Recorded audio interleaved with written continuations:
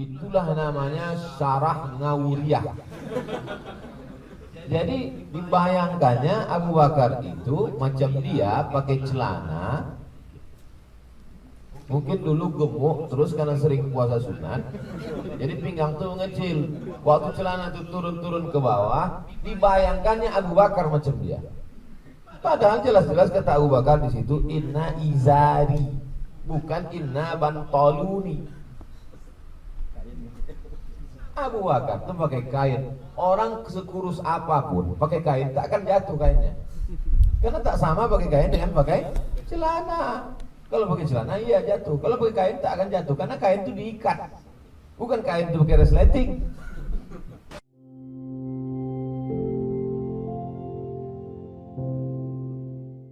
Wassalamu ala Rasulillah Sayyidina wa maulana Muhammadin ibn Abdillah. Allahumma salli ala Sayyidina Muhammad wa ala alihi wa sahbihi wa mawalah. Assalamualaikum warahmatullahi wabarakatuh. Saudara-saudari, saudara-saudara sekalian, para asatis yang dimuliakan Allah Subhanahu wa taala, hari ini alhamdulillah istimewa sekali. Muzakarah rutin yang biasa diselenggarakan oleh Muntada Muzakarah Asatis dilaksanakan di tempat yang istimewa berdasarkan permintaan dari Tuan Guru kita Ustaz Muhammad Khair Al-Kushairi untuk sebagai pengenalan juga saja untuk pesantren kita, yang pesantren ini insyaallah sebagaimana diniatkan oleh Ustaz Khair akan menjadi tonggak juga bagi Ahlussunnah wal Jamaah, dan tentu saja semua asatis kita mendukung dan merekomendasikan agar anak-anak didik tingkat aliyah untuk belajar dan menimba ilmu di sini, dan insyaallah kita berharap tuan-tuan guru kita yang lain juga nantinya akan terlibat sebagai pengajar, terutama Ustaz Khair tentunya.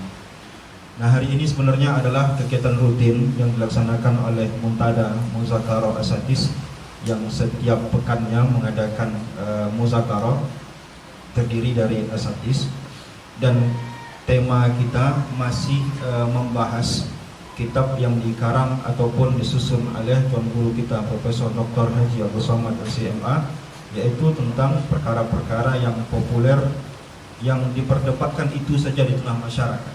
Jadi Tuan Guru kita telah menyusun satu buku yang bestseller setahu saya ya, di mana-mana orang punya buku ini, yaitu 37 masalah populer.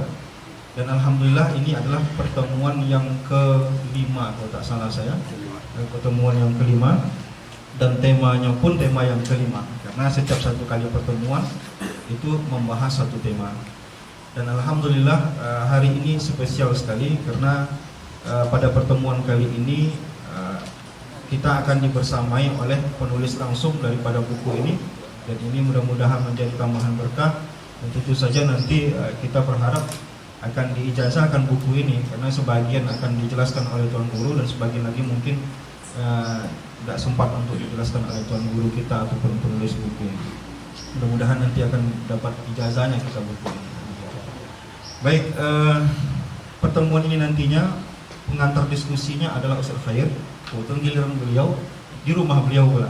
Gitu ya. Jadi mudah-mudahan nanti beliau tidak disibukkan dengan urusan teknis.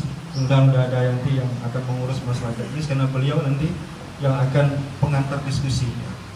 Beliau akan memaparkan poin-poin penting yang ditulis oleh Tuan Guru dalam buku ini, dan nanti kita juga berharap Ustaz Khair memperkaya dengan bacaan-bacaan lain kalau memang ada gitu. Kalau saya yakin ada, karena beliau memang di bidang ini.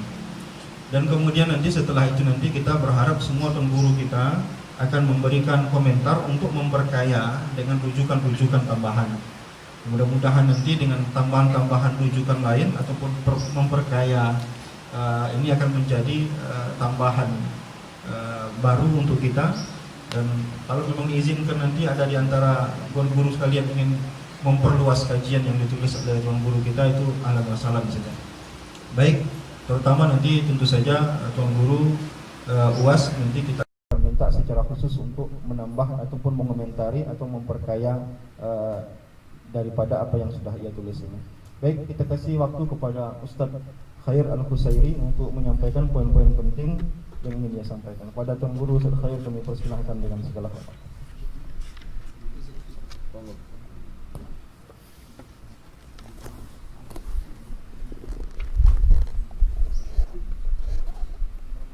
عليكم ورحمة الله وبركاته. Waalaikumsalam warahmatullahi wabarakatuh. الحمد لله الذي نحمده ونستعينه ونستغفره ونعوذ بالله من شرور أنفسنا وسيئات أعمالنا. من يهده الله فلا مضل له ومن يضلل فلن تجد له وليا مرشدا. أشهد أن لا إله إلا الله وحده لا شريك له وأشهد أن محمدا عبده ورسوله لا نبي بعده. Yang sama-sama kita hormati para asatiz Muntada Muzakarah, kemudian tergabung juga asatiz Sunan Al-Mustafa, para asatiz kita yang ada di Pekanbaru,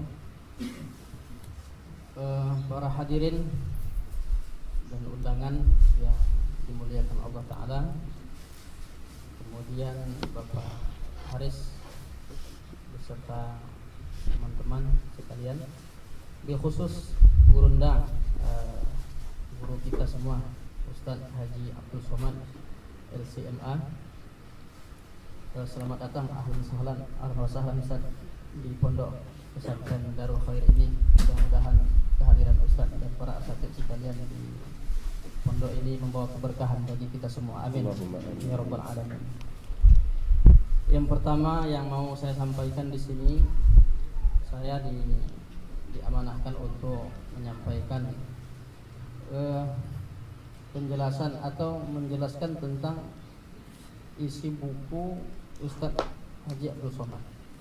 Sebetulnya tak layak kalau saya menjelaskan karena beliau hadir bersama kita di sini. Nah, oleh karena itu rasanya saya menyampaikan ini seperti sidang munaqasyah. Jadi kalau ada keliru, pastilah banyak kelirunya nanti dalam penyampaian ini. Maka dengan hormat kepada Gurunda, silakan kita tolong nanti diluruskan jika ada hal-hal yang tidak tepat. Nah, kita langsung kepada isi atau kandungan buku ini atau bab yang kelima, pembahasan yang kelima tentang isbal. Iya, Ustaz ya? Betul. Isbal. Nah, Ustaz kita, guru kita menempatkan hadis pertama dalam masalah kelima ini, hadis yang disebutkan dalam Sahih Muslim. Dalam Sahih Muslim disebutkan tentang siapa orang-orang yang tidak dilihat oleh Allah di hari kiamat. Hadis Nabi mengatakan, kata Nabi, "Salasatun la yukallimuhumullah yaumal qiyamah wa la yanzuru ilaihim wa la yuzakkihim wa lahum adzabun alim." Ada 3 orang yang tidak dilihat oleh Allah pada hari kiamat. Siapa yang 3 orang itu? Yang pertama disebutkan di sini adalah al-musbil. Musbil itu orang yang menggunakan pakaian, kain, celana di bawah mata kaki, menutupi mata kakinya. Ini kan hadis yang nanti masuk kategori hadis yang mutlak. Yang kedua wal mannan, yang ketiga wal munafiqu sil'atahu bil halafil kazib. Orang yang mengungkit pemberian, yang ketiganya menjual barang dengan sumpah palsu. Hadis keduanya, guru kita menuliskan dalam bukunya ini tentang ancaman yang tegas. Ma asfala minal ka'bain minal izar fa finnar. Kain yang di bawah 2 mata kaki maka tempatnya dalam neraka. Nah, hanya hadis-hadis seperti ini perlu dilihat ke hadis-hadis yang lain. Makanya guru kita langsung memberikan penjelasan tentang bagaimana pendapat ulama tentang hadis-hadis seperti ini. Makanya di penjelasan berikutnya itu pendapat ulama yang memahami hadis ini. Ada pendapat Imam Syafi'i. Imam Syafi'i mengatakan, dinukilkan dari penjelasan Al-Hafiz Ibnu Hajar Al-Asqalani dalam Fathul Bari, disebutkan di situ wa qala an-Nawawi al-isbalu tahta al-ka'bain lil khuyala, bahwa yang diancam dalam hadis itu orang yang menggunakan pakaian di bawah mata kaki itu tempatnya di neraka, itu maksudnya bagi orang yang sombong. Nah, itu penjelasan wa hakadha nass Syafi'i, begitulah yang dituliskan oleh Imam Syafi'i. Kemudian berikutnya pendapat Imam Al-Bukhari. Imam Al-Bukhari menempatkan pembahasan tentang isbal ini dalam satu bab Ya, dalam kitab Al-Libas, kemudian babnya man jarra izarahu min ghairi khuyala. Jadi dalam bab itu saja menunjukkan bahwa langsung ditekankan ada satu bab orang yang menggunakan izar, kain atau celananya di bawah mata tanpa kesombongan. Jadi dalam satu bab itu langsung ditetapkan persoalannya itu tanpa kesombongan. Kemudian ada hadis yang dinukilkan dan ini yang menjadi takyidnya. Kalau dalam Sahih Bukhari itu disebutkan man jarra thawbahu khuyala lam yanzurillah ilaihi yaumal qiyamah. Siapa yang menjulurkan pakaiannya dengan kesombongan tidak akan dilihat nanti oleh Allah pada hari kiamat. Qala Abu Bakar radhiyallahu anhu berkata, apa kata dia? Ya Rasulullah, inna ahada shiqqai izari yastarqi illa an ata'ahad zalika minhu. Sesungguhnya salah satu dari kainku ini menjulur ke bawah. Lalu kata Nabi, lasta mimman yasna'uhu khuyala. Engkau melakukan ini tanpa kesombongan. Jadi Abu Bakar tidak masuk dalam ancaman orang yang masuk neraka karena menjulurkan pakaiannya. Kenapa? Karena engkau melakukannya tidak dengan kesombongan. Begitu penjelasan dari buku Ustaz kita ini. Kemudian banyak hadis-hadis lain yang dinukilkan di sini. Bahkan ada yang secara spesifik. Dalam Sahih Muslim misalnya, sami'tu Rasulullah SAW, kata Abdullah bin Umar, di udhunayya, dengan kedua telingaku ini saya dengar, man jarra izarahu la yuridu bidzalika illa al-makhilah fa inna Allah la yanzuru ilayhi yaumal qiyamah. Siapa yang menjulurkan pakaiannya, memanjangkan kainnya, tidak menginginkan dengan itu melainkan kesombongan, keangkuhan, maka sesungguhnya Allah tidak melihatnya pada hari kiamat. Jadi memang fokusnya orang yang menggunakan kain di bawah mata kaki itu kalau sombong baru dilarang. Tapi kalau tidak sombong, begitu penjelasan, bahkan bukan penjelasan saya, itu penjelasan ulama-ulama yang dinukilkan oleh guru kita. Pendapat Imam An-Nawawi, ada juga pendapat Ibnu Hajar Al-Asqalani, ada pendapat Imam As-Suyuti, ada Imam Asy-Syaukani, banyak sekali pendapatnya. Pendapat Imam As-Sun'ani, apa kata Imam As-Sun'ani? Wa taqyidul hadis bil khuyala dal bi mafhumihi annahu la yakunu man jarrahu ghairu khuyala dakhilan fil wa'id. Hadis ini diikat dengan kata khuyala, diikat dengan kata sombong. Ini menunjukkan pemahaman bahwa orang yang memanjangkan kain tanpa sombong tidak termasuk dalam ancaman hadis ini. Nah, ini ada lagi pendapat Syekh Yusuf Al-Qardawi. Syekh Yusuf Al-Qardawi dalam kitab Kaifa Nata'amal Ma'as Sunnah An-Nabawiyah, di situ dia pakai metode jam'ul ahadis al-waridah fil mawdu'i wahid, menggabungkan beberapa hadis dalam satu tema. Nah, ini kalau diambil satu hadis yang pertama tadi, itu orang sudah akan mengklaim asal dilihatnya saudaranya pakai celana di bawah kaki udah masuk neraka.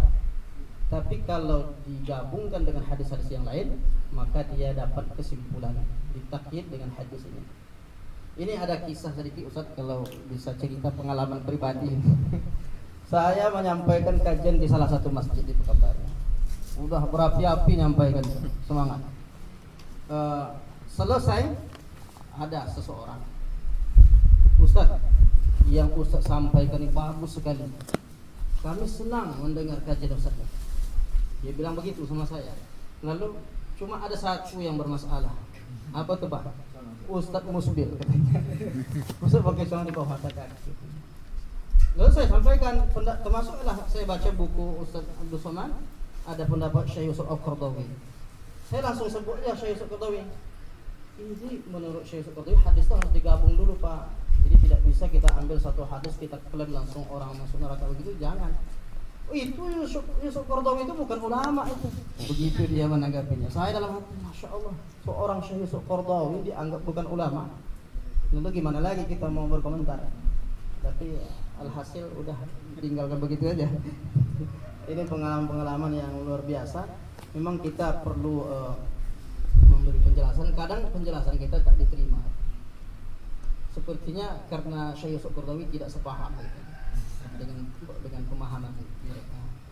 Nah, ini tentang masalah musbir.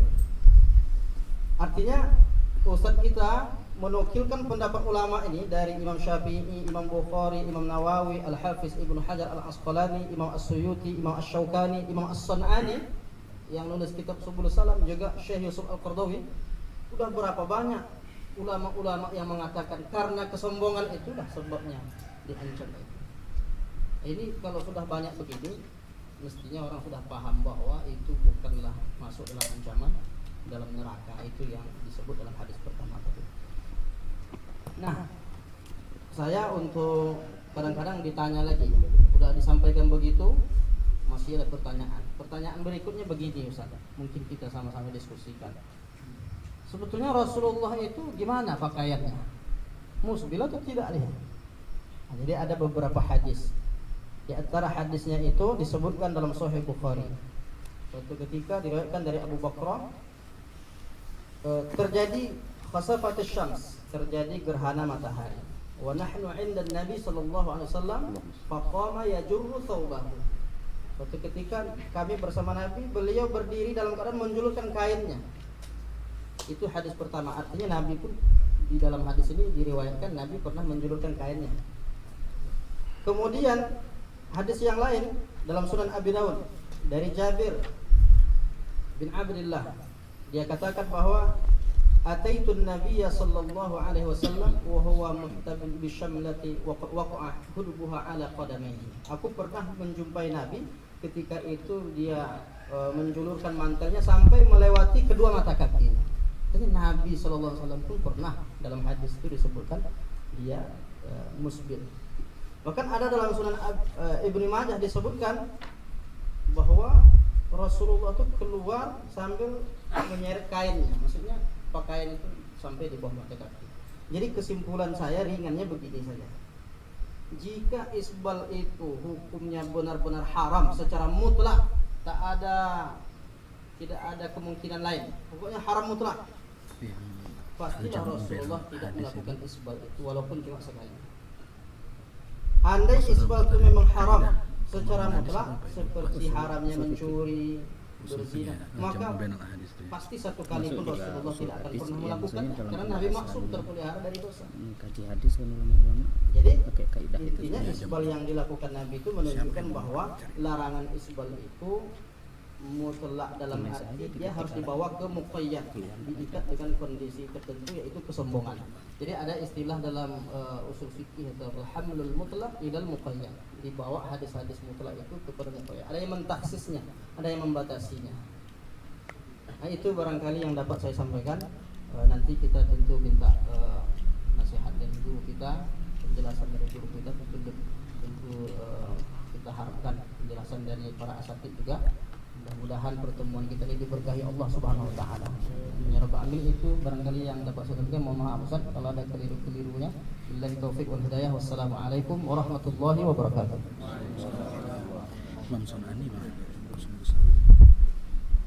Alhamdulillah, jazakallah khair kita ucapkan kepada Ustaz dan guru kita Dr. Muhammad Khair Al-Qushairi yang telah memaparkan poin-poin penting yang tercantum dalam kitab yang disusun oleh tuan guru kita. Pembahasan ini memang dimasukkan oleh tuan guru kita salah satu 37 masalah populer karena perdebatannya panjang. Menurut saudara kita yang di sebelah Wahabi, mereka menyebutkan bahwa isbal itu kabirah minal kabair, bukan biasa, tapi kabirah minal kabair. Kalau udah kabirah minal kabair berarti derajatnya dosanya besar, bukan dosa kecil ya. Sehingga wajar saja ketika mereka melihat ada orang yang mereka anggap musbil, maka mereka langsung melihat, oh ini calon penghuni neraka, karena memang kabirah minal kabair. Jadi itulah sebenarnya membuat perdebatan itu panjang. Tapi sebenarnya di kalangan ulama-ulama perdebatan ini udah lama ditinggalkan. Tapi untuk kalangan awam perdebatan ini diperpanjang terus ya. Karena apa? Masalahnya lagi bukan masalah dalil lagi yang mereka kedepankan, tapi sudah mengedepankan kelompok.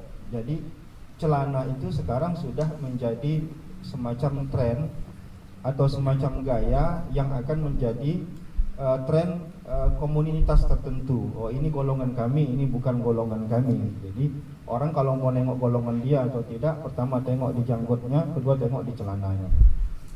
Akhirnya ini menjadi permasalahan sosial jadinya, bukan masalah ilmiah lagi, tapi lebih kepada masalah sosial. Tetapi kalau kita lihat dalam hadis Sunan An-Nasa'i, di situ disebutkan bahwa isbal itu bukan hanya bicara masalah celana sebenarnya. Rasulullah katakan al-isbal fil izar wal qamis wal imamah. Ya, isbal itu juga ada pada izar, ya, pada kain bawahan, wal qamis juga pada atasan, wal imamah, imamah juga bisa menyebabkan terjadinya isbal. Jadi definisi isbal ini yang perlu diperluas. Jangan nanti isbal itu hanya dipandang di celana saja, ya. Dan kalau kita ingin perluas lagi, celana kita ini celana yang sama dipakai oleh mereka dulu atau celana yang lain begitu ya. Dan jangan mereka punya celana yang sendiri yang tidak sama dengan celananya kita. Dan izar itu celana atau enggak gitu. Nah, jadi kita perluas lagi kita definisinya ya. Kalau celana itu bahasa Arabnya apa kira-kira ya? Bantol atau apalah bahasa Arabnya. Dan saub itu kan pakaian, bukan celana saja. Nah, di dalam hadis-hadis itu disebutkan izar. Nah, sebenarnya tadi sudah disinggung oleh Ustadz Khair. Sebenarnya di sini ada yang memahami hadis-hadis ini secara tekstual apa adanya, ada yang pakai kaidah usul. Memang hadis yang berkaitan dengan isbal ini banyak. Ada yang pakai qayat, ada yang tak pakai qayat gitu ya. Maka ada yang mau menggunakan istilah muqayyad mutlak, ada yang tak mau menggunakan istilah-istilah muqayyad mutlak itu. Ya, kalau di kita karena kita belajar usul fikih, karena kita belajar kaidah-kaidah usul untuk memahami agama, memahami dalil, kita belajar mana hadis yang muqayyad, mana hadis yang mutlak, dan bagaimana kalau ada hadis satu tema tetapi di situ ada muqayyadnya, ada juga yang mutlaknya. Apakah dipakai yang mutlak atau yang dipakai itu adalah yang muqayyadnya? Yang kita pahami kalau ada hadis yang temanya sama tetapi ada yang mutlak, ada yang muqayyad, maka yang muqayyadnya yang dipakai, kan begitu. Karena muqayyad itu lebih khusus daripada yang mutlak. Mungkin kaidah ini yang tidak diterima oleh saudara-saudara kita, sehingga mereka lebih suka, lebih cenderung memahami hadis-hadis tentang isbal ini itu secara tekstual, sehingga bagi mereka nggak ada istilah muqayyad, tidak ada masalah khusus, tidak ada masalah umum, tidak ada masalah mutlak, yang penting hadisnya ada. Nah, ini menjadi salah satu wajah ikhtilafnya, itu di situ lah wajah ikhtilafnya itu tentang metode dalam memahami dan tajamuh hadis tadi, mengumpulkan hadis-hadis yang satu tema tapi hadisnya itu ada beberapa. Nah, kemudian perdebatan panjangnya lagi di situ nanti mungkin bisa ditanggapi oleh tuan guru yang lain adalah tentang hadisnya Abu Bakar. Nah, ketika kan ceritanya begini, Rasulullah duduk dengan Abu Bakar dengan sahabat-sahabat lain, lalu lewat orang yang isbal. Kata Rasulullah, itu orang isbal akan masuk dalam neraka. Sebelumnya Rasulullah nggak ada menyebut itu. Nah, dan ketika itu ada Abu Bakar yang juga di situ disebutkan ternyata celananya panjang. Nah, di situ menjadi dalil bagi kita ketika Abu Bakar bertanya, "Ya Rasulullah, saya gimana?" Ternyata celana Abu Bakar di bawah mata kaki. Kata Rasulullah, "Kamu kan tidak sombong." Itu yang jadi dalil kita. Kata mereka bukan itu. Abu Bakar ini karena kurus, celananya itu melorot-melorot. Nah, jadi kalau mereka mengatakan karena kurus melorot-melorot, dia dicari dalil-dalil tentang kurusnya Abu Bakar. Sehingga kalau pakai celana itu melorot-melorot sehingga di bawah mata kaki. Padahal dalam redaksi hadis itu jelas, kamu kan tidak sombong. Ya tidak apa-apa. Tapi mereka bilang bukan begitu alasannya. Kamu Abu Bakar, ya itu karena Abu Bakar terlalu kurus, akhirnya kalau pakai celana itu agak melorot-melorot. Nah, jadi di sini sebenarnya perlu dirunut ya, kalau kita cerita-cerita gimana asbabul wurudnya dan segala macam, sebenarnya itu dapat. Dan poin yang paling inti di situ adalah tentang apakah mereka mau pakai ilat atau tidak di dalam menghukumi isbal ini. Dan bagi mereka ilat haramnya isbal itu apa? Apakah memanjangkan celananya atau jarus saubnya atau khuyalanya? Kalau mereka mengatakan ilatnya adalah jarus saub, maka semua yang panjang di bawah mata kaki itu haram.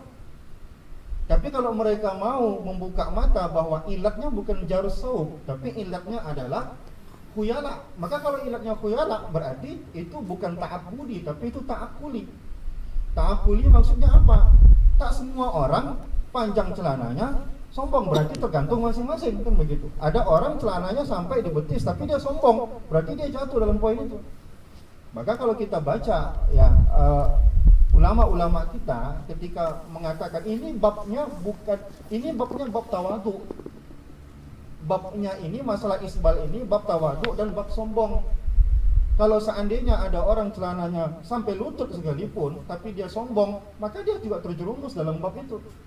Tapi kalau ada orang mampu menahan diri walaupun celana jadi bawah mata kaki tapi dia menghindari ilat daripada keharaman itu, maka dia tak terlibat. Nah, yang jadi masalah adalah apakah ilat yang kita gunakan itu sama nggak dengan ilat yang mereka pahami, atau mereka mau nggak pakai ilat atau nggak pakai ilat begitu.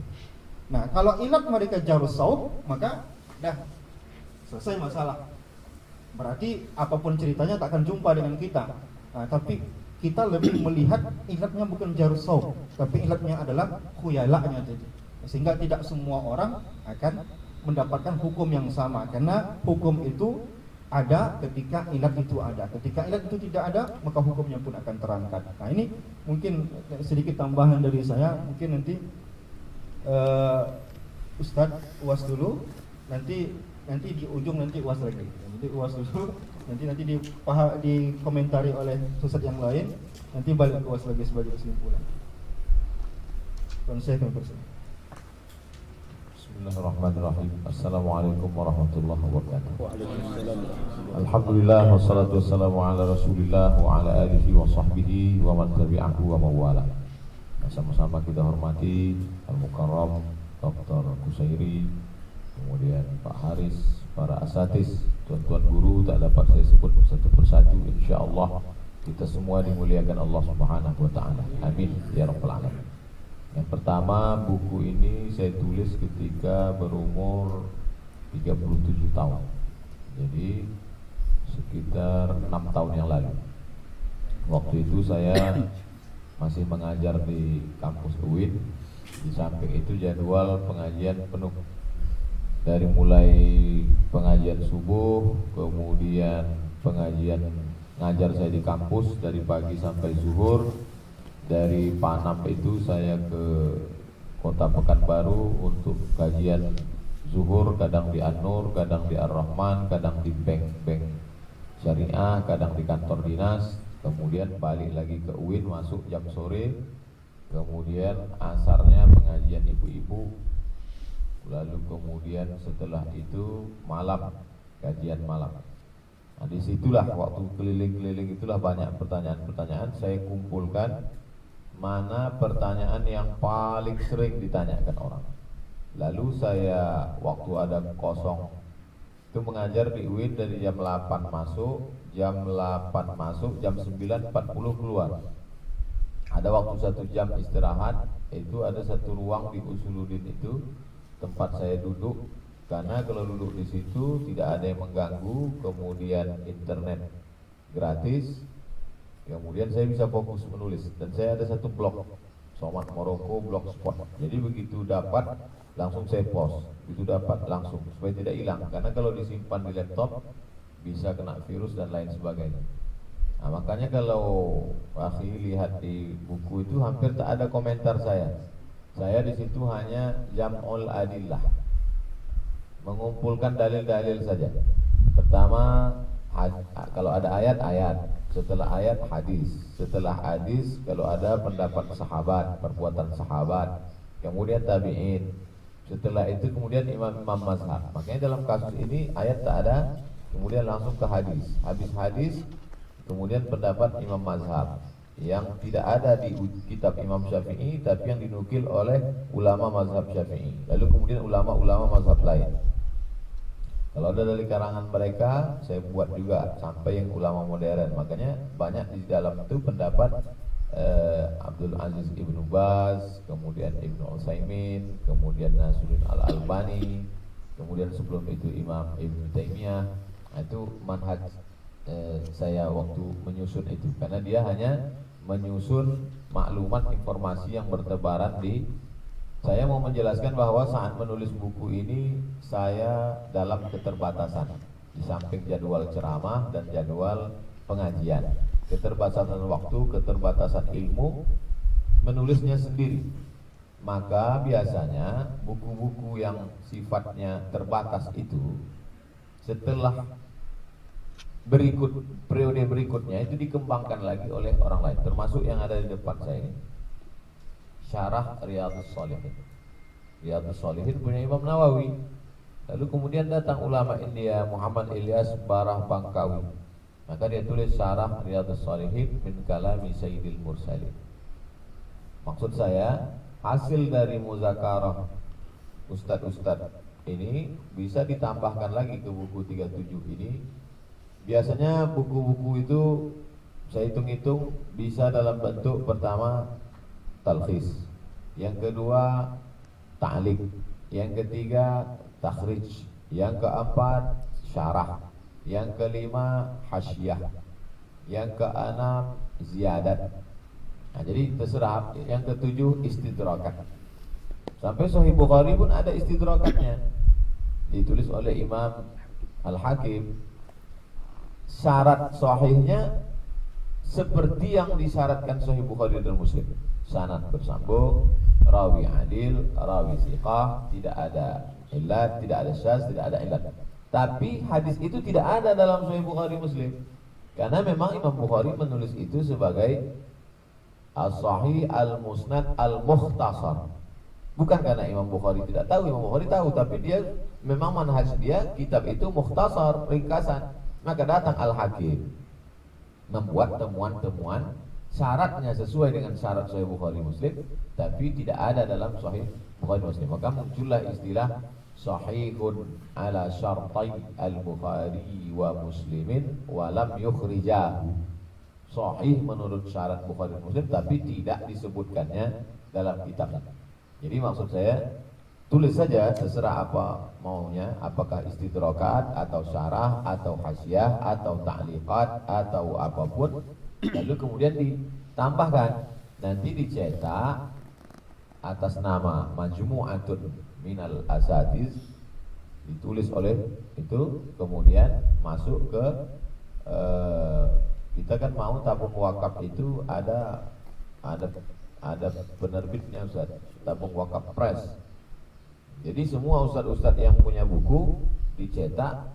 Masalah cetak kita tak perlu beli mesin cetak karena mubazir, karena tidak setimpal dengan pendapatan. Jadi cetaknya kita numpang aja di Bandung atau di Surabaya atau di Jogja yang murah. Tapi kita punya, untungnya punya press itu diurus ke Menhubham. Kalau kawan-kawan kita ada dosen atau apa, dia punya ISBN, bisa untuk kum itu naik pangkat, bainal kum wal kam. Kemudian disitulah kita berbagi berapa persen untuk tabung wakaf. Misalnya tabung wakaf ikut menjualkan sekian persen dari keuntungan nih tabung wakaf. Jadi kita dua-duanya dapat, ilmunya dapat, kum nilai dapat, ekonomisnya dapat, dan wakafnya juga dapat. Nah, ini poin yang pertama.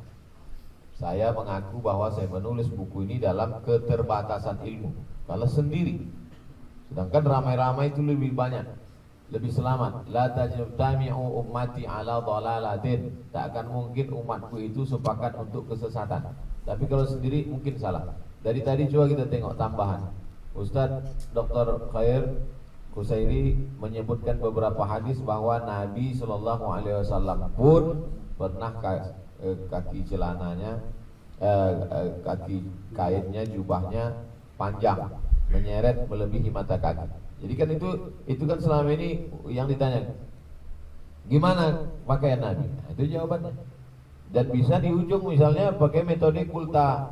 Wa in kulta, kalau kau katakan apakah Nabi pernah, ku katakan jawabannya. Nih, yang kedua, tambahan dari Al-Mukarram Ustaz Hanafi. Ini yang selalu, dan saya dapat jawabannya di sini. Abu Bakar itu, ini di sini ya, Abu Bakar. Ya Rasulullah, inna izari yastarkhi. wahai Rasulullah, kainku itu yastarhi, menjulur. Kainku itu menjulur, menyeret ke bawah. Illa an ata'ahadahu, faqala Rasul, kata Nabi, innaka, kau Abu Bakar, lasta mimman yaf'aluhu khuyala. Engkau kainmu menjulur itu, tapi kau tidak sombong, jadi tak apa-apa. Persis macam yang dikatakan. Berapa kali saya dengar itu. Abu Bakar itu dibolehkan Nabi karena pinggangnya itu tidak ada dalam kitab syarah satu. Itulah namanya syarah Ngawuriyah.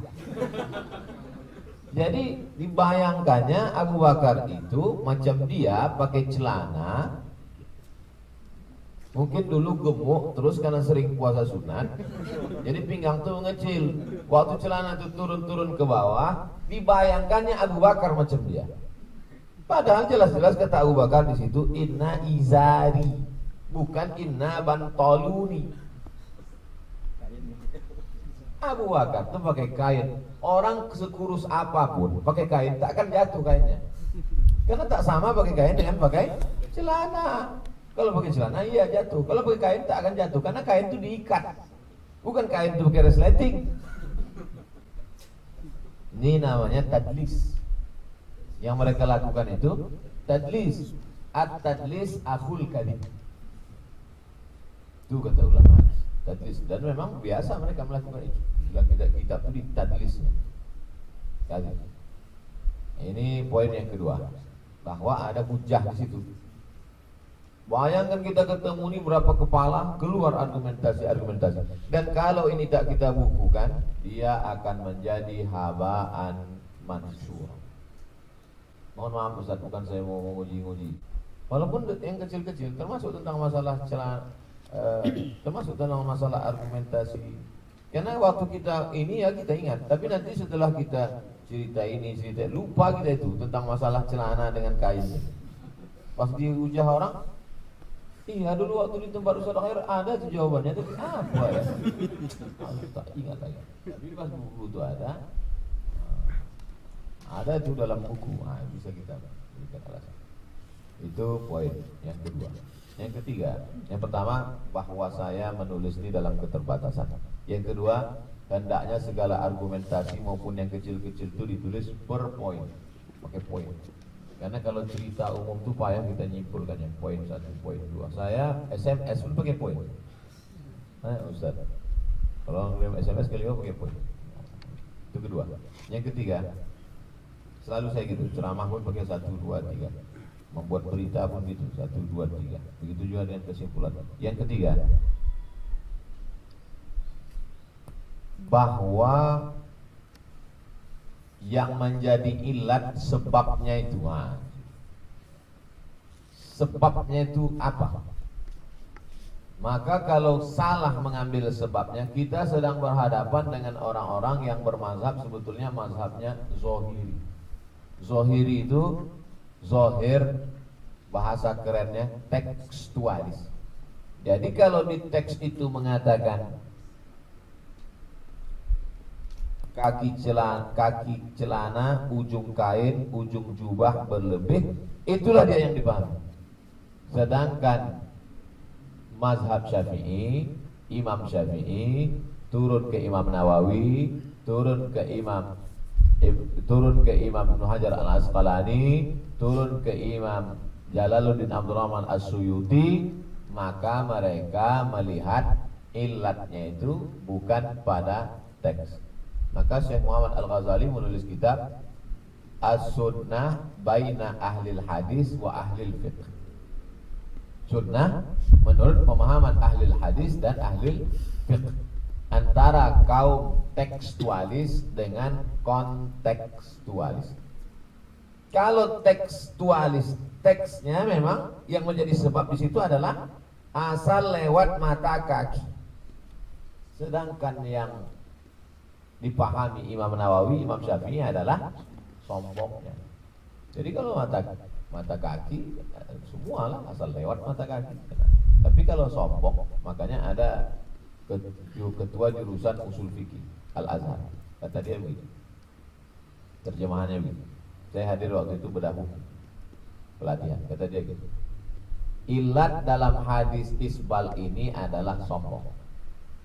Jadi kalau nanti semua orang pakai celana di atas mata kaki, antum pakai celana di atas mata kaki, antum pakai celana di atas mata kaki, antum di atas mata kaki, Ustaz pakai celana, semuanya pakai celana di atas mata kaki, tapi semuanya sombong, maka wajib isbal. Saya waktu dengar itu, karena ilatnya bukan celananya tapi sombongnya. Setelah menjelaskan, saya ulang sekali.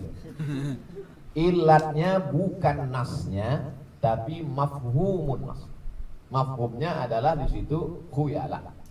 Jadi kalau nanti semua orang pakai celana di atas mata kaki dan sombong-sombong semua, maka wajib isbal untuk melawan itu. Itu poin yang keempat. Poin yang kelima, duduklah saya di ruang dosen UIN. Di ruang dosen UIN itu duduk, datanglah satu dosen sosiologi. Kata dia begitu, Ustadz Somad, saya udah tonton video Ustadz, argumentasi Ustadz tajam. Tapi kalau boleh, saya ingin mengajak Ustadz melihat dari sisi lain, dari sisi ilmu saya sebagai seorang sosiolog. Wah, menarik nih Pak.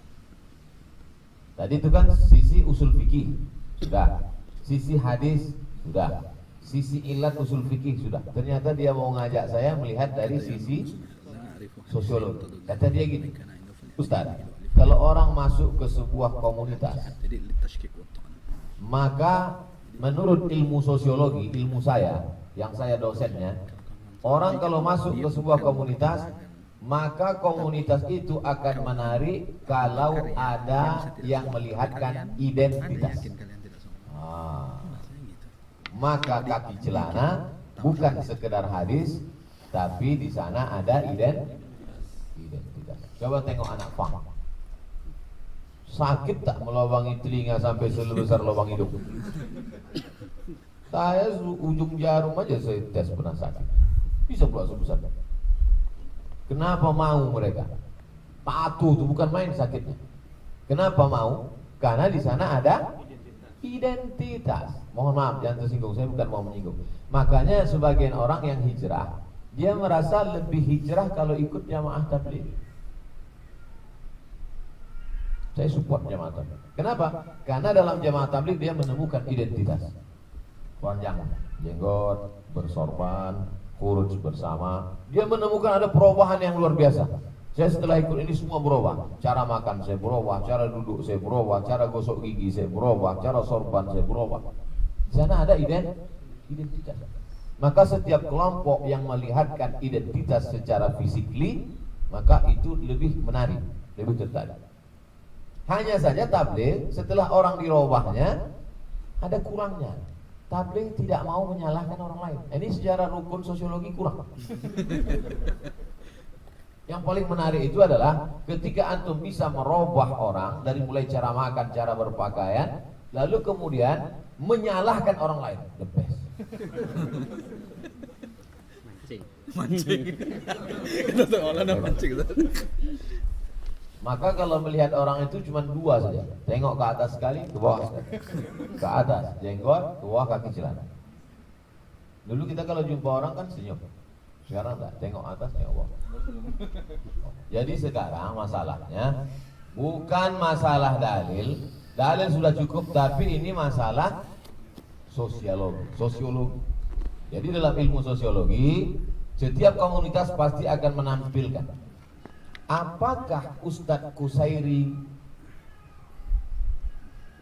menampilkan identitas? Saya tanya pertanyaan kedua. Apakah Ustadz Qusairi menampilkan identitas? Ya. Dia ingin membuat sebuah komunitas dan komunitas itu punya identitas. Mana identitasnya? Nih. Identitasnya. Maka siapa yang punya ini, maka dia sudah bermazhab Qusairiyah.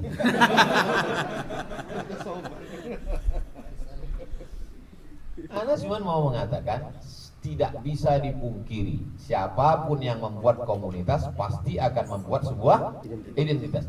Ustadz Somad itu yang logo yang UAS tuh semua jamaah gantungan kuncinya UAS, bajunya UAS, topinya UAS, itulah identitas.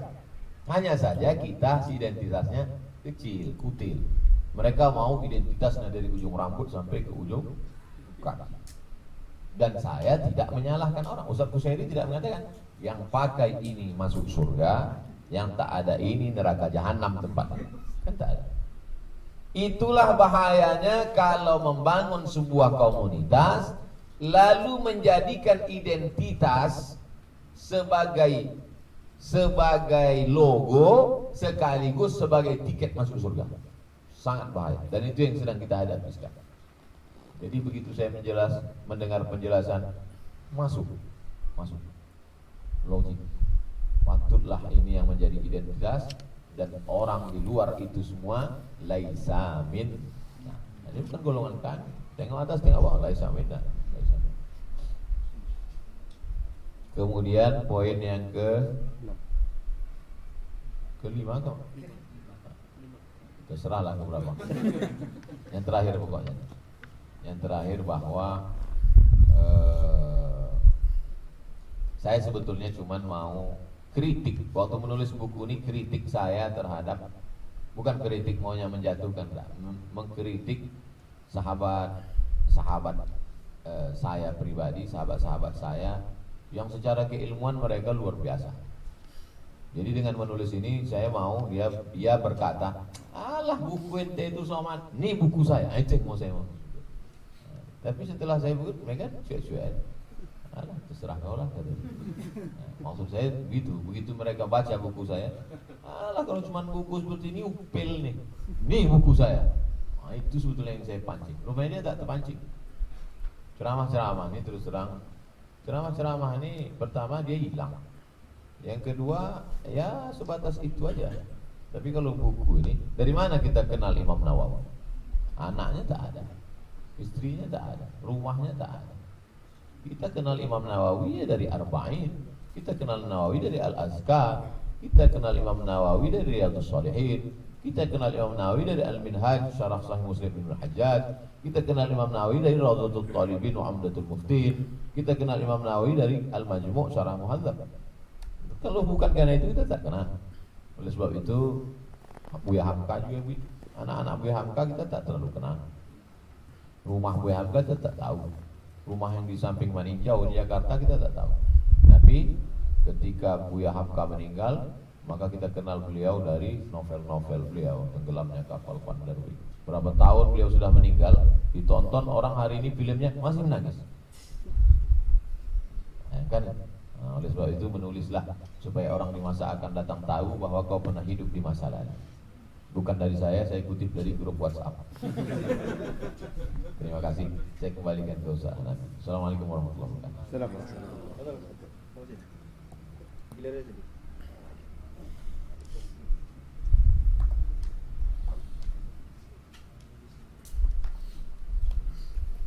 Assalamualaikum warahmatullahi wabarakatuh. Bismillahirrahmanirrahim. Allahumma salli ala sayyidina Muhammadin. Yang saya hormati Ustaz kita Ustaz Abdul Somad dan semua asatidz yang hadir, Pak Haris dan keluarga besar dan sahabat-sahabat yang jadi undangan di acara pada pagi hari ini. Saya ingin menambahkan sedikit saja, sudah banyak disampaikan Ustaz Abdul Somad. Pertama, tadi sudah dipaparkan hadis-hadis yang menjadi dalil ini dan tidak didahului dengan ayat Al-Quran. Itu maknanya ini tidak ada dalilnya dalam Al-Quran yang menjelaskannya. Berarti dalilnya dari hadis. Yang kedua, ketika dalil dari hadis, kita sering menyebut hadisnya dengan sunnah. Sunnah ini mesti kita bedakan menurut muhadditsun dengan fuqaha. Apa yang dimaksud hadis atau sunnah oleh para ulama hadis, dan apa yang dimaksud sunnah oleh para ahli hukum.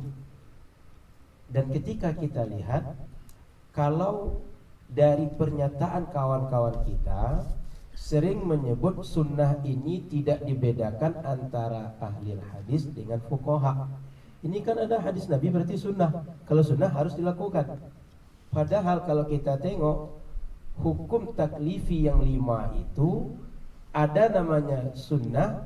Sunnah ini boleh jadi berasal dari Al-Quran, berasal dari hadis, atau dari yang lain.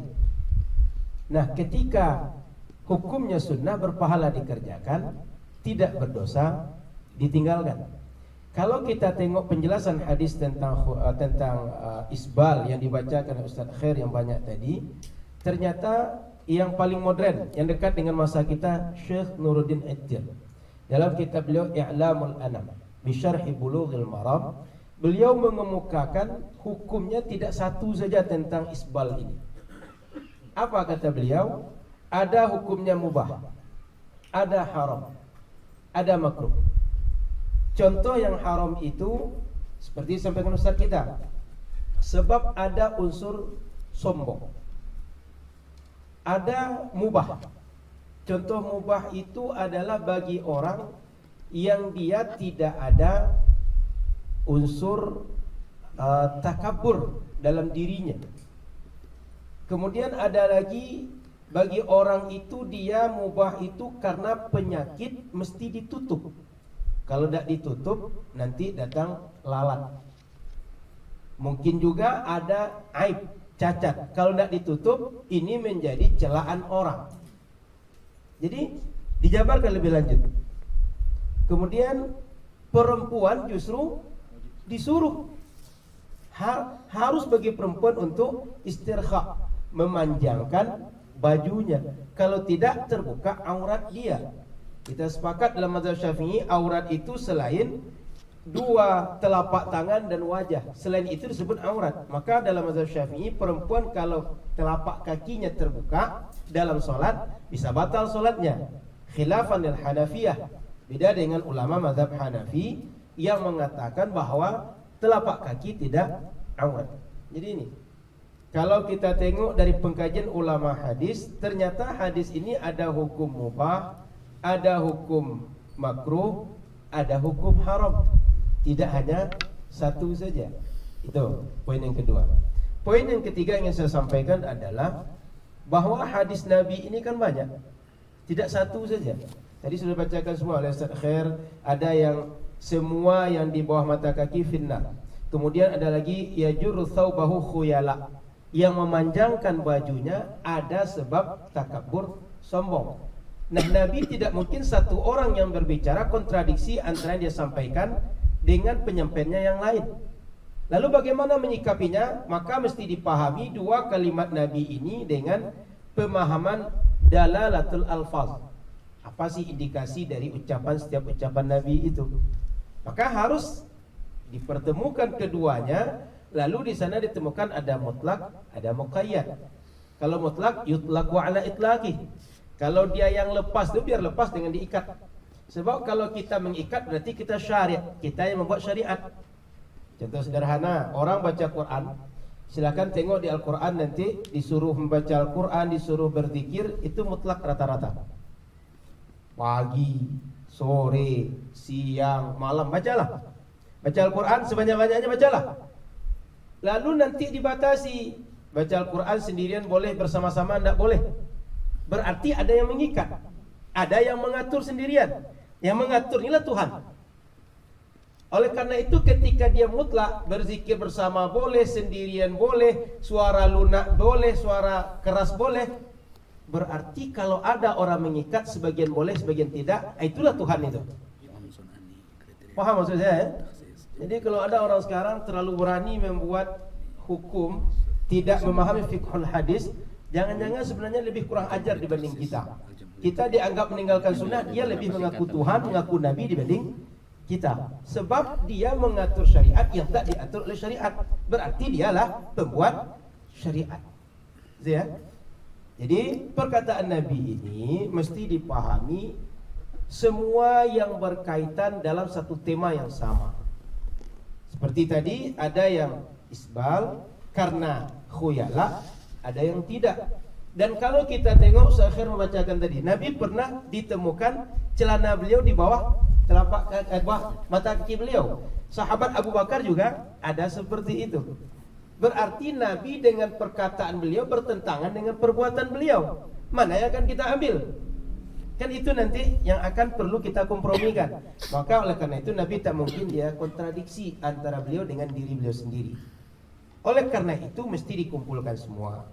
Syekh Yusuf Al-Qaradawi tadi sudah melakukan metode al-jam'u itu tadi. Kemudian yang terakhir, saya dapat informasi, nanti sama-sama kita cari informasinya sahih atau tidak. Ternyata khuyala itu ada aspek ekonomi di baliknya. Apa aspek ekonominya?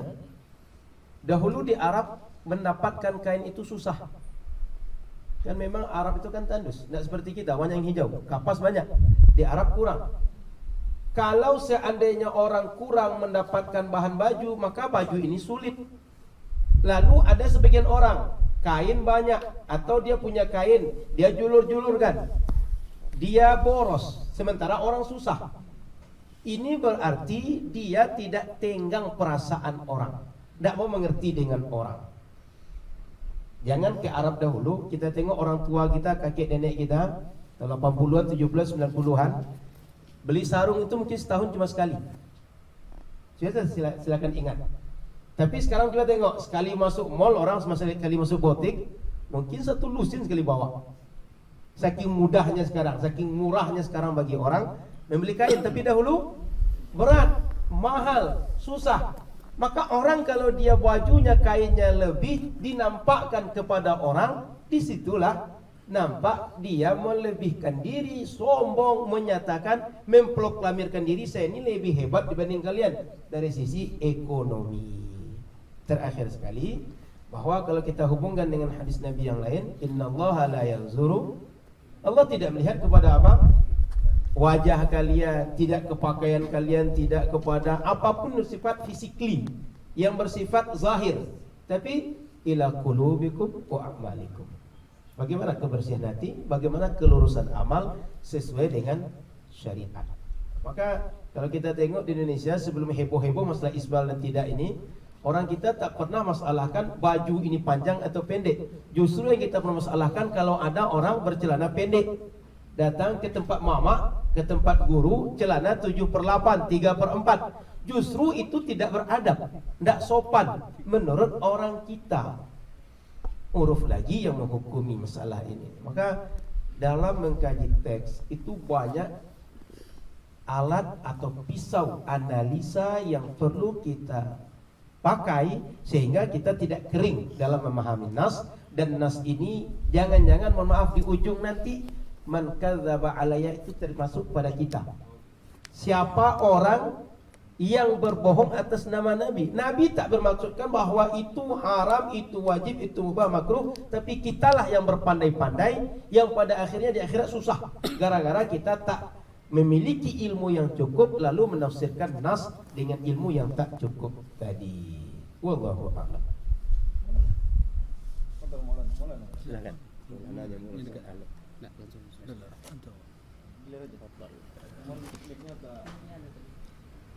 Mulanya sampai Sampai langsung mulai.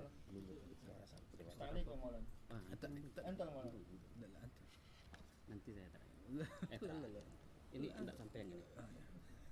Nanti saya pasang dulu. Ini aja saya biar ini. Antum udah dapat. Enggak sampai.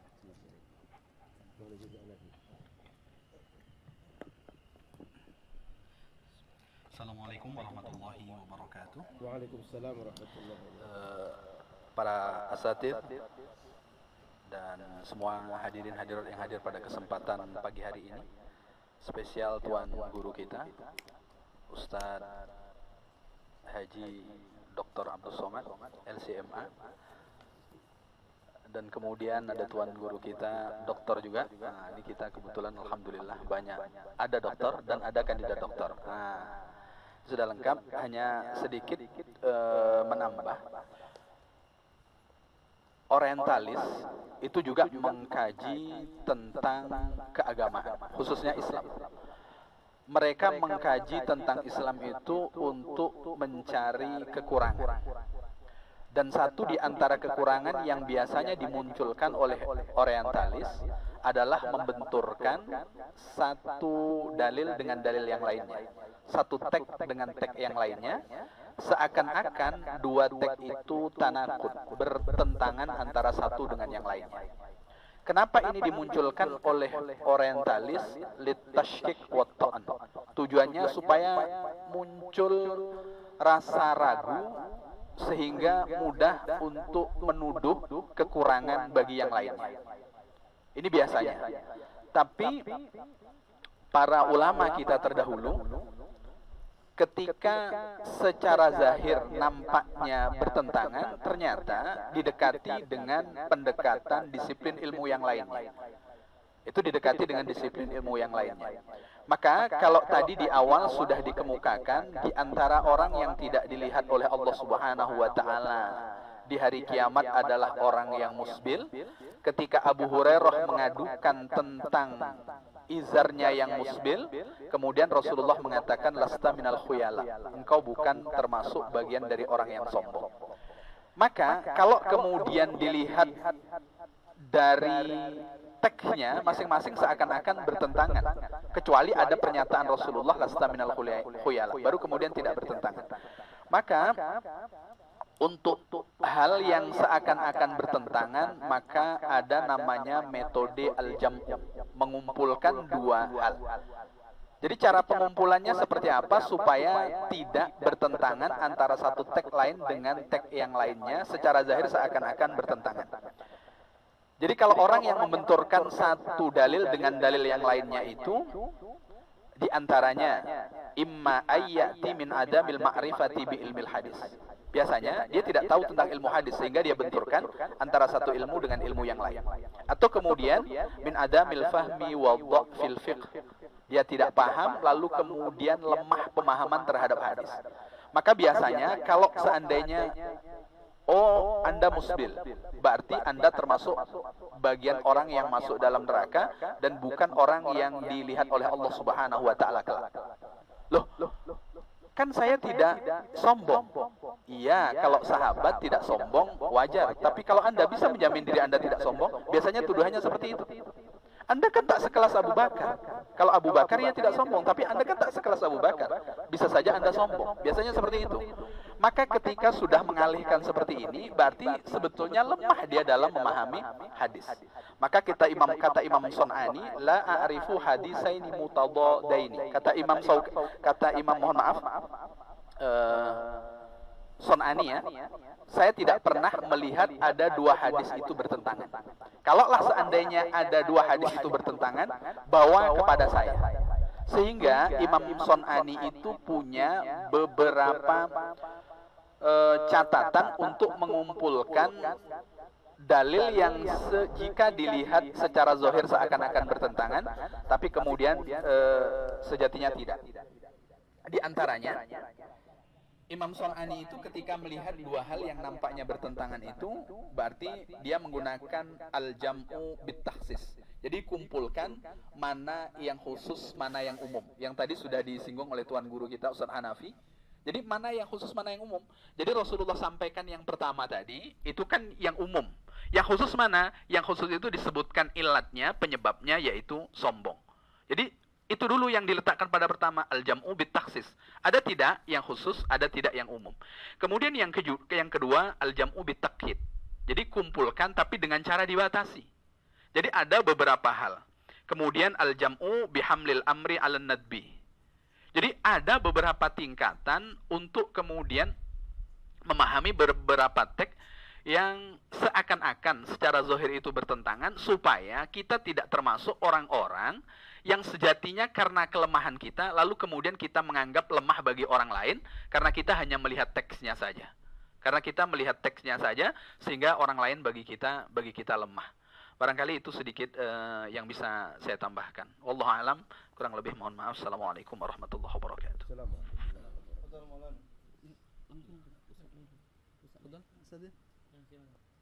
Ada yang nambahkan? Ada yang lain mau nambahkan? Assalamualaikum warahmatullahi wabarakatuh. Assalamualaikum warahmatullahi wabarakatuh. Mungkin menambahkan sedikit terkait tentang kesimpulan Ustaz Ahmad tadi bahwa tentang ada sombong, tidak ada sombong, tentang kaitannya tentang ekonomi. Maka saya menambahkan satu, yaitu kaitannya tentang kebersihan. Ada sebuah hadis Rasulullah SAW di surat Abu Daud bahwa suatu ketika ada seorang sahabat yang sholat, kemudian Rasul berkata, ulangi sholatmu dan berwudulah, karena pakaiannya isbal waktu itu. Sampai 3 kali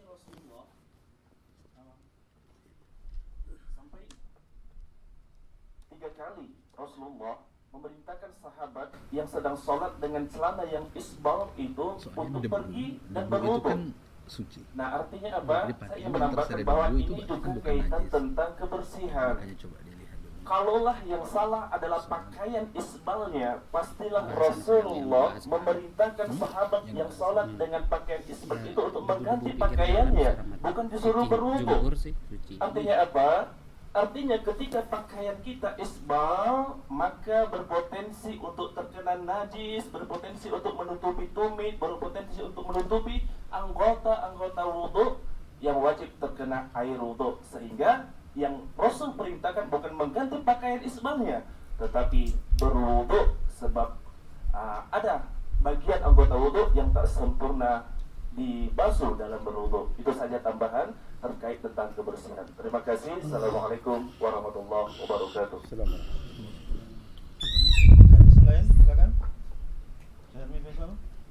Maulana, kita sampai dah. Ini rekam nih. Sedikit mengiris sana sampai. Bismillahirrahmanirrahim. Nahmaduhu wa nusalli wa nusallim ala rasulil karim amma ba'd. Alhamdulillah yang dimuliakan Tuan Guru Abdul Somad dan para hadirin, pembahasan pada pagi hari ini mengenai isbal ini memang pembahasan yang khilafiyah dari zaman dahulu ya. Kemudian dan ini tidak akan pernah selesai juga sampai hari kiamat. Tapi tentu pembahasannya ini yang kita perlu ketahui. Di zaman sekarang dan sebenarnya dari zaman dahulu yang memulai membahas ini, maksudnya yang mengatakan haram isbal secara mutlak itu memang daripada golongan zahiriyah. Dan ini pun kita nggak pungkiri. Jadi kalau zaman sekarang penerusnya paling tidak daripada ahlu zahir, zahiriyah ini penerusnya dari kawan-kawan salafi.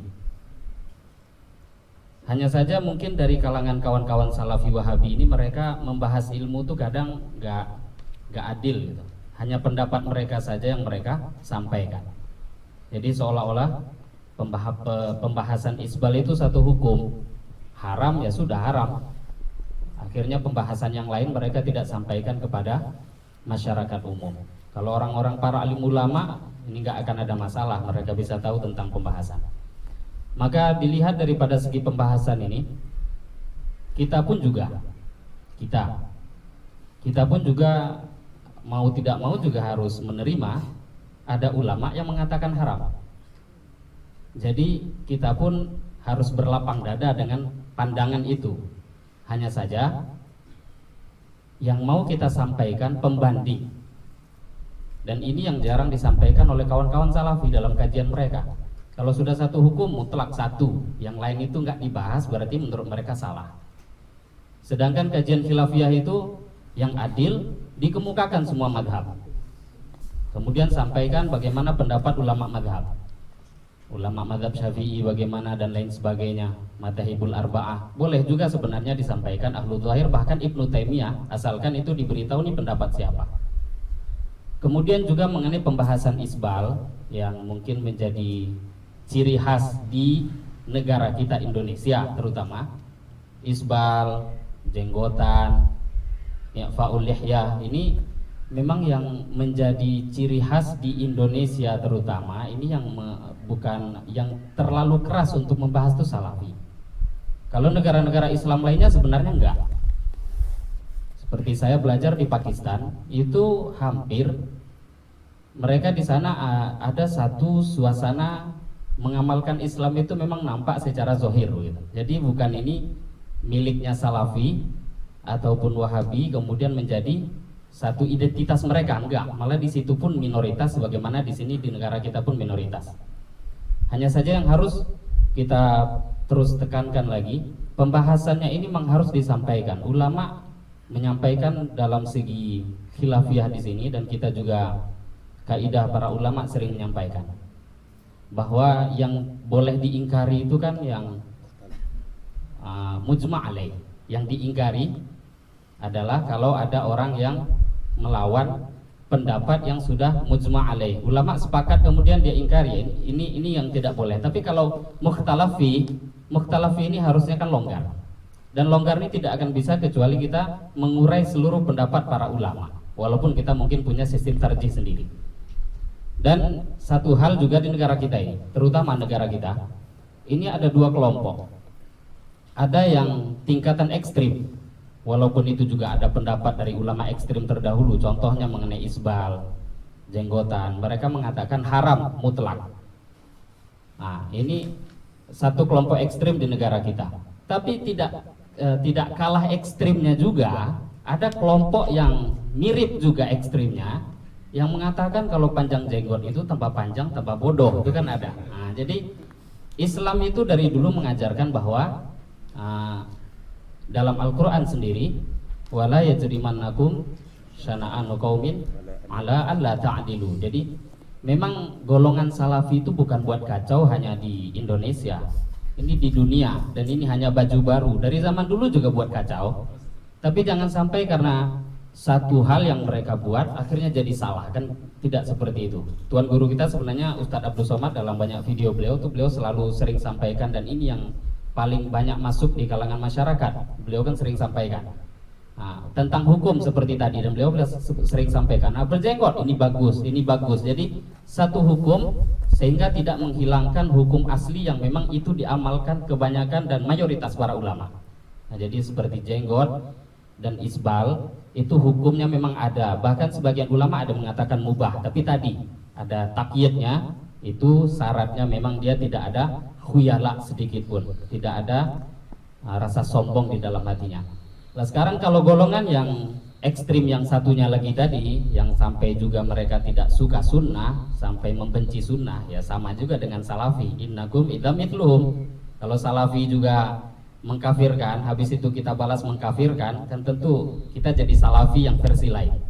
Maka dalam hukum ini sebenarnya sudah selesai dari zaman dulu. Ini pembahasan ada, hanya saja mungkin kawan-kawan Salafi saja yang tidak mau menerima pembahasan ini. Kalau selain Salafi itu semua mau menerima, entah itu 4 madhab atau bahkan mungkin ulama-ulama lainnya membahas tentang hal ini, mereka akan mau menerima. Hanya saja mungkin kepada masyarakat umum yang harus dipahami bahwa ini pembahasan memang pembahasan ikhtilaf, bukan mutlak haram. Banyak ulama yang membahas bahwa pembahasan ini kalau memang itu tidak ada khuyala, itu paling mayoritas ulama mengatakan makruh.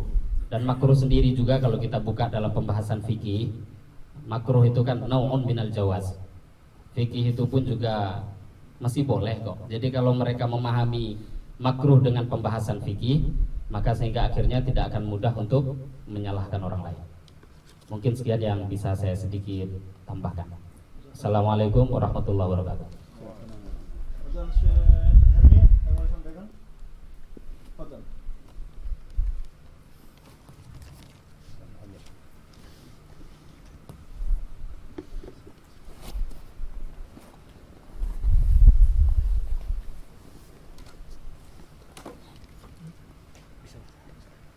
Bismillahirrahmanirrahim. Burung balap terbang tinggi hinggap sebentar di Baghdad. Sambutlah salam dari orang yang tak seberapa ganteng ini sebagai kata umat Nabi Muhammad. Assalamualaikum warahmatullahi wabarakatuh.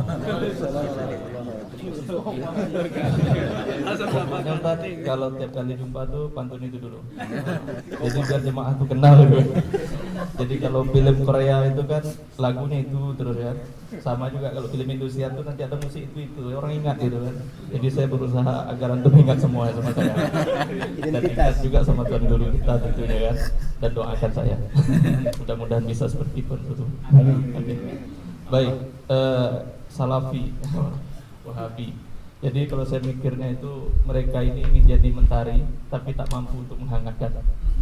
Ingin menjadi bulan tapi tak bisa menerangi malam. Ingin menjadi bintang tapi ditelan oleh kegelapan.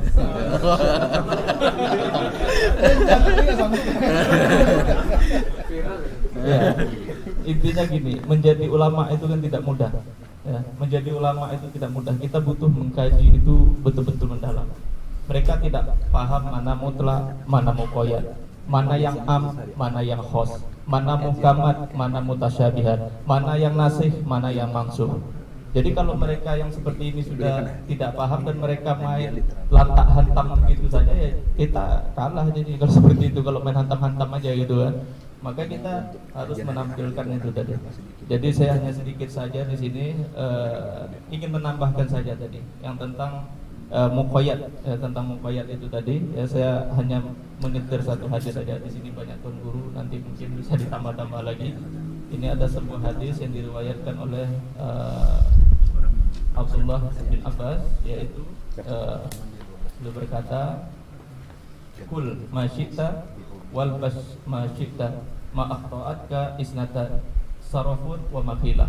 Nah, jadi di sini yang diriwayatkan dari Ibnu Abbas itu yaitu adalah makanlah sesukamu, berpakaianlah sesuka hatimu, tapi tolong jaga daripada yang dua kesalahan ini. Apa itu?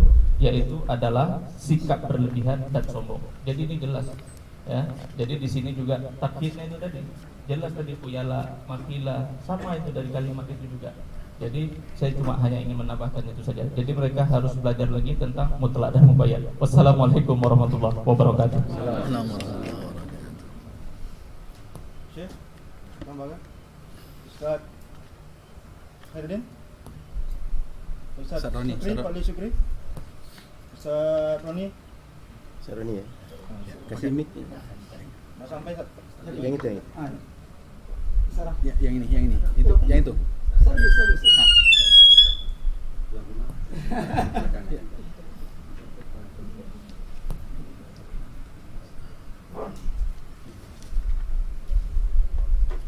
Assalamualaikum warahmatullahi wabarakatuh. Assalamualaikum. Tuan Guru yang kita muliakan serta kita semua dan umumnya kita juga hadir pada saat ini. Semoga selalu dirahmati Allah Subhanahu wa taala. Sini saya mencoba menyampaikan apa yang saya baca. Pertama tentang hadis-hadis isbal. Sebagaimana disampaikan Tuan Guru dan guru-guru kita tadi, kalau kita ada bermazhab zahiri, ada tekstual, ada kontekstual. Saya masuk di sini tentang tekstual. Kalau kita tengok tekstual, maka izar itu bukan celana cingkrang. Ya, maka ulama tidak tekstual. Maka dikiaskan ya oleh ulama kepada yang lain. Dan kalau tekstual, ulama-ulama tekstual yang membahas yang ana baca-baca juga tadi. Kenapa mereka mengharamkan? Karena memang tadi tekstualnya tadi, karena hadis ya Allah tak pandang ya. Dan karena tekstual mereka tidak memakai ya itunya botola alal muqayyad. Maka hadis-hadis tentang secara garis besar mereka bagi tiga. Ada di antaranya kalau dia ya itunya fokol yang ketat di dalam itu ya, itu yang maka itu sarwal boleh. atau itu yang kontrol. Jaiz. Saya lupa. Ya, kalau tahta Bedanya yang kamben longgar dengan yang ketat ya, menempel. tapi tidak disengaja, tidak ada khuyala, maka tetap berdosa kata mereka. Karena ada isra. Yang ketiga yaitunya kalau di bawah kakben, tahta kakben ada khuyala, ini lebih sangat. Maka mereka membagi tiga hadis-hadis itu karena mereka tidak mutlak alal muqayyad. Dan diantaranya lagi ada pandangan ulama itu begini juga. kita mainkan tekstual, ya, tidak pakai mutlak, pakai terhadap muqayyad, maka hadis Abu Bakar lidarurah, lidarurah ketika itu sekilas tentang tekstual. Dan yang kedua saya menyampaikan di sini tentang pendapat ulama yang pandangan terhadap isbal itu tidak haram. Di antaranya dalam buku yang kita baca itu ada 4 ulama setidaknya yang membolehkan atau tidak menghukum dengan haram. Di antaranya Imam Abu Hanifah, ya, Imam Abu Hanifah. Yang kedua Imam Ahmad bin Hanbal, dan yang ketiga Syekhul Islam yang dianggap yaitunya Syekhul Islam Ibnu Taimiyah. Yang keempat yaitunya Imam Syaukani. Ya, bahkan Ibnu Taimiyah mengatakan tidak haram, bahkan makruh pun tidak. Di dalam pandangan ulama yang mengatakan bahwa isbal itu tidak haram kalau tidak khuyal, lil khuyal. Beliau punya pendapat mengikuti yang goir khuyala. Sanazil? Saya boleh. Jadi yang disuruh Pak. Jawaz mutlak. Bismillahirrahmanirrahim. Assalamualaikum warahmatullahi wabarakatuh. Buas yang saya hormati, tuan-tuan guru yang saya muliakan. Sebetulnya saya bicara pada saat ini, yang pertama di video sebelumnya tidak ada wajah saya. Ada alhamdulillah wajah. Yang kedua, saya berbicara sekarang ini, pengertian sombong kalau kita lihat dalam hadis itu mengingkari kebenaran, menganggap rendah orang lain. Kalau kita pakai sepatu merek John Lobb harganya 12.800.000. Kalau kita tidak sombong biasa aja sebetulnya. Tapi kalau ditanya orang, berapa harga sepatu abang ini sepasang nih bang? Kumpulkan sepatu kalian semua sama sepasang sepatu gua, lalu itu sombong. Nah kalau ukuran sombong, kalau kita lihat dalam kitab Qisasul Anbiya, korun itu lambang kesombongan. Jadi korun itu kalau memakai kain itu sejengkal melebihi telapak kakinya. Makanya itu ukuran orang yang memakai celana itu ukurannya sombong, sejengkal bawah mata kaki. Tapi kalau misalnya masih di bawah mata kaki, tidak melewati telapak kaki, sesuai kebiasaan kita itu menjadi hal yang lumrah sebenarnya, tidak ada jadi masalah. Kalau saya kenapa pakai celana cingkrang lebih ke fashion sebetulnya. Kalau baju kita slim fit, celana kita slim fit, di atas mata kaki keren. Nah ini lebih kerennya seperti itu. Pakai sepatu olahraga. Nah, itu. Saya tidak menyebutkan mereknya. Nanti pengen pula beli nanti apa ya pula jadinya. Lucu pula pakai kain sarung, pakai sepatu sport. Nah gitu juga kalau misalnya seperti Tuan Guru Was, bajunya itu istilahnya regular fit. Nah, jadi kalau regular fit, celananya tidak boleh slim fit. Jadi kita lebih ke ini aja sebetulnya. Kenapa kita berpakaian yang menyesuaikan lah. Allah suka indah.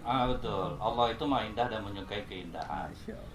Yang penting kalau masalah perbedaan ini, Imam Malik dan Imam Syafi'i pun guru sama murid aja juga berbeda. Ini salah satu contoh nih. Kata Imam Malik, rezeki itu datang tanpa harus kita mencarinya. Wa yarzuqhu min haitsu la yahtasib, dari arah yang tidak terduga-duga. Kata Imam Syafi'i, mesti kerja dulu gitu guru, baru kita dapat uang.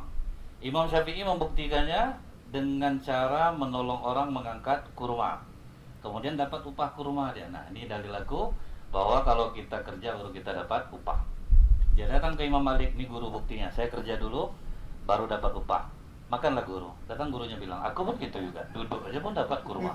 Aku tanpa harus berusaha. Jadi sebetulnya kalau dicari ini benar, nah itu yang hebatnya perkumpulan kita ini. Kita mengkaji dari banyak pendapat. Kalau mereka lebih cenderung untuk mengarahkan, mendoktrin tepatnya hanya ke satu saja.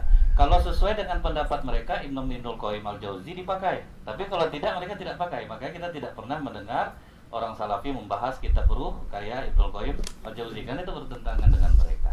Nah mungkin mungkin itulah pembicaraan yang tidak seberapa penting ini sebetulnya. Yang penting udah ada gambar saya. Ada. Baik, mungkin itu saja. Assalamualaikum warahmatullahi wabarakatuh. Baik, yang selain Asatis mungkin ada yang juga ingin ini Asatis juga nih. Betul, ada.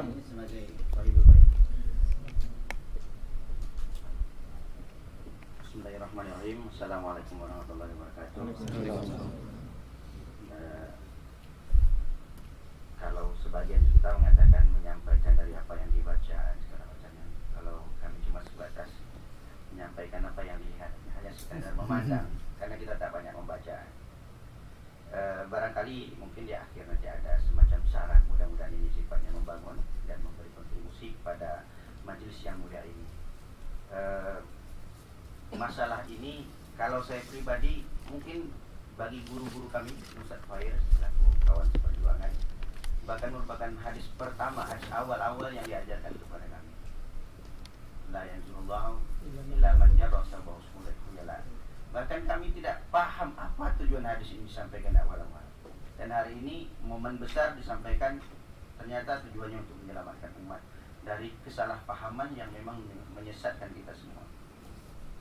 Yang ingin kami ambil kesimpulan atau tarik di sini adalah dampak daripada hadis ini. Kalau ini mau kita perdebatkan di lawan kita, saya rasanya tak perlu, karena kita sudah sama-sama paham sebanyak apapun hadis yang kita kumpulkan mereka tidak perlu. Tapi tujuan kita bagaimana menyelamatkan masyarakat secara umum. Jadi sebagaimana yang Tuan Guru kita sampaikan, ini identitas yang paling penting di sini. Yang kita khawatirkan, asatidz sekalian, bagaimana masyarakat yang tidak tahu menahu tidak terseret dengan identitas yang sama sekali mereka tidak mau identitas tersebut. Tapi seolah-olah yang berjenggot adalah salafi mau. Sehingga barangkali ada di antara mereka tidak mau berjenggot karena tidak mau dianggap salafi. Ini yang menjadi masalah. Padahal barangkali dari pendapat kawan-kawan kita dari jemaah tabligh juga barangkali ingin melakukan itu hanya untuk menyenangkan Allah dan Rasulnya saja. Pilihan lu. Jadi jangan gara-gara itu ya seolah-olah identitas itu hanya untuk mereka. Jadi tugas berat untuk para ulama ini bagaimana meluruskan ini agar bahwa jenggot bukan hanya untuk mereka. Dan kalaupun di antara kita ada yang tidak isbar, bukan berarti mereka salafi. Ini bagaimana menjadi solusi bagi semua masyarakat. Karena ini pertanyaan, bukan hanya pertanyaan tapi keresahan. Karena disampaikan tadi ini merupakan identitas. Maka saya mengusulkan dua hal. Beberapa tahun yang lalu saya pernah membaca, walaupun ini judulnya tidak pas, Mulia dengan Jenggot dan Tidak Isbar. Ini buku yang kelompok mereka karang. Artinya kalau mereka punya buku, kita juga harus punya buku yang kualitasnya tidak boleh lebih rendah daripada yang mereka cetak. Tidak terlalu tebal. Artinya majelis yang mulia ini benar-benar kita sangat menganjurkan agar memiliki sebuah karya tersendiri dengan judul yang khusus. Itu yang pertama. Kemudian yang terakhir, biasanya mereka mengemukakan hadis, ya, hadis-hadis yang mereka barangkali takrir sendiri, tetapkan sendiri dan tentukan sendiri. Ini adalah hadis sahih, walaupun dengan metode yang tidak dibenarkan oleh ulama salaf. Dengan itu kami mengusulkan kalau bisa, ya, hadis-hadis yang kita pakai tadi, kalau perlu ada komentar sedikit masalah kualitas hadis, sehingga tidak menjadi pertanyaan di kalangan masyarakat secara umum, dan kita tidak menyampaikan ini untuk mereka, tetapi untuk kita. Sehingga kalau ada semacam pembanding hadis sahih, semuanya dari mereka mengatakan hadis sahih, walaupun pada dasarnya hadis itu tidak sahih. Setidaknya hadis yang kita sampaikan ini tidak dikatakan sahih. Demikian yang dapat saya sampaikan. Paling bawah tapi bagus lah karena pembeberan. Assalamualaikum warahmatullahi wabarakatuh. Banyak yang kita tangkap tadi dari guru-guru kita dan juga Pak Dadang mewakili daripada jamaah. Baik, kita akan akhiri majelis ini dengan minta closing atau kesimpulan dari tuan guru kita, karena setelah ini nanti kita akan ada seremoni untuk peresmian pesantren. Kepada tuan guru dan bersih. Berarti dia karena 4 mazhab ini kan alasan. Di antara kesan orang tentang isi buku dan kajian kita itu selalu mengatakan materi ini berat. Oleh sebab itu tanggung jawab kita semua menyederhanakannya. Kalau istilah di Mesirnya tabsir, simpelisasi. Bagaimana membuatnya menjadi materi yang simpel. Baik dalam pengajaran bahasa Arab, pengajaran. Kenapa kajian Ustadz Dr.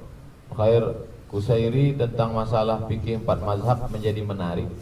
Karena beliau membaca dulu kitab fikih itu, habis itu dikunyahnya, lalu kemudian setelah halus baru disampaikannya ke jamaah.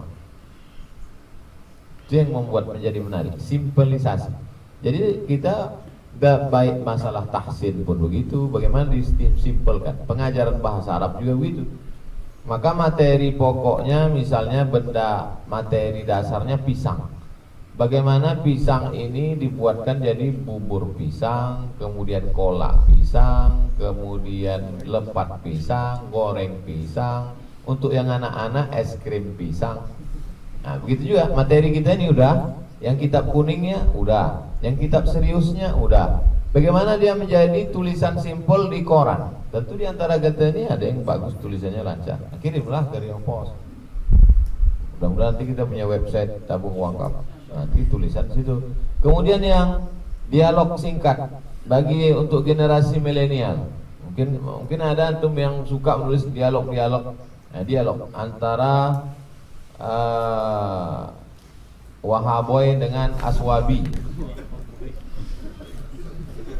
Dialog singkat. Jadi setiap apa nanti jadi dialog semua. Misalnya Wahaboy berkata kepada Aswabi, ente masuk neraka nih, kata Wahaboy. Dijawab sama Aswabi, emang neraka punya bapak lu? Terus dialog. Tapi di situ ada pesan-pesan. Abu Bakar pernah tuh, Nabi Muhammad juga pernah celananya, kain jubahnya lebih mata kaki. Simpel, sederhana, tidak terlalu berat materi sebagai pengantar orang untuk masuk. Jadi saya selalu mengumpamakan kita ini seperti lewat di rumah makan di airport itu. Di depan itu kan ada yang ngajak, bapak silakan masuk bapak, sebelum berangkat naik pesawat silakan masuk. Itu ada bagian di depan. Tapi nanti setelah di dalam ada yang lebih spesifik lagi. Ada yang khusus bapak mau makan soto apa mie ayam atau mau makan rawon. Nah, itu spesialisasi. Jadi ada yang di depan itu untuk ngajak, dia belum spesialisasi, hanya sebagai mengajak aja dulu, ngajak. Tapi nanti setelah di dalam fikihnya ke Ustaz Husaini, nanti ke Ustaz Hanafi, nanti ke Maulana, nanti ke Tuan Guru. Nah, jadi kita spesialisasi, bagi-bagi tugas masing-masing. Yang pening kepala bekam dulu. Di rumah sehat. Apa tadi namanya? Darul Khair. Gratis. Mungkin mudah-mudahan kajian-kajian kita ini terus berkesinambungan, insyaallah. Di sini kita merekatkan hati, di sini kita menautkan kebersamaan, dan puncaknya ada amal-amal yang bisa menjadi amal jariah, diantaranya buku, kemudian muncullah ide-ide. Kalau sudah kita bersama itu, bersama menjadi lapang, kalau sendirian menjadi sempit. Secara logika tidak mungkin bersama kok jadi lapang. Dengan bersama ini segala beban-beban pikiran, konflik-konflik bisa kita cairkan, dan buktinya sudah kita bahas. Saya kira itu, mudah-mudahan dengan bersama ini kita menjadi istiqomah. Amin. Terima kasih. Wassalamualaikum warahmatullahi wabarakatuh. Jazakallah khair untuk Tuan Guru kita. Kesimpulan tadi dan arahan-arahan dari Tuan Guru sebagai akhir diskusi kita pada pertemuan yang kelima ini. InsyaAllah pada pertemuan ke-6 tema pembahasannya masalah jenggot, dan kita amanahkan masalah jenggot ini yang untuk pengantar materi Ustaz Fadli Syukri insyaAllah. Ya, Ustaz Fadli Syukri pengantar masalah dia punya jenggot soalnya. Baik, terima kasih. Nanti untuk masalah waktu dan tempat akan kita susulkan. Baik, terima kasih. Saya sebagai pembawa pengantar diskusi Ustaz Khair, terima kasih juga. Kepada pembawa acara saya kembalikan. Assalamualaikum warahmatullahi wabarakatuh.